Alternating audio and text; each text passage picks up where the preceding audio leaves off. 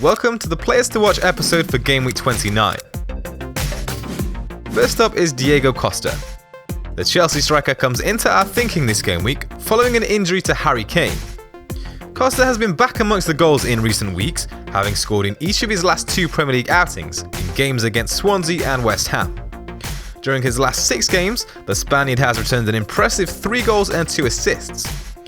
His 7 shots on target during that period is just 1 fewer than Zlatan Ibrahimovic has managed, although Romelu Lukaku and Harry Kane have each managed more, with 11 and 9 shots on target respectively. Chelsea continue to show why they're 10 points clear at the top of the Premier League table. They're undefeated in their last 7 games, having managed 5 wins and 2 draws. Their tally of 12 goals scored over the last 6 games can be beaten only by Southampton and Everton. In Gameweek 29, Chelsea take on a Stoke side that have been fairly resilient of late. Mark Hughes' side have conceded just 6 goals over their last 6 games, keeping 3 clean sheets in the process. But you still wouldn't back against the Premier League leaders finding a way through somehow, and Diego Costa could be the man to lead them to victory once again. The next player to watch is ALEXIS Sanchez. After being dropped to the bench for Arsenal's last Premier League fixture against Liverpool, Sanchez responded by providing an assist during his cameo in the same game, and followed that up with a goal against Lincoln in the FA Cup. The Arsenal forward has returned points in all but 1 of his last 6 Premier League games, having managed 4 goals and 2 assists over that period. His 9 shots on target in the same period is level with Harry Kane, and only Pogba and Lukaku have managed more. Arsenal have scored 11 goals over their last 6 league games, with Sanchez having been involved in 6. Only Chelsea, Man City, Southampton and Everton have scored more goals than Arsenal over that period. Up next for Arsene Wenger's side is an away fixture against Tony Pulis' West Brom. Since reaching 40 points, West Brom have lost each of their last 2 Premier League games against Crystal Palace and Everton.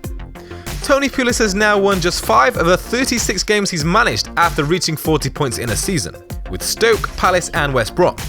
So it seems West Brom may have taken their foot off the gas a little bit, having reached that magic number of points, and a hungry ALEXIS Sanchez may well be able to take advantage. Next up is Dele Alli. With Harry Kane looking likely to be sidelined for a while with an ankle injury, there's sure to be increased interest in the Spurs midfielders.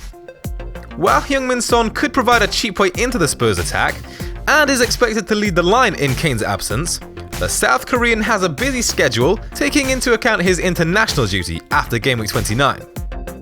Christian Eriksen and Dele Alli provide much more reliable long-term options within the Spurs midfield. Eriksen has amassed an impressive 19 attempted assists during his last 6 league games, compared to just 4 by Dele Alli. However, the England international carries the bigger goal threat, having taken 6 shots on target and scored 3 goals over that period, compared to Eriksen's 4 shots on target and 0 goals.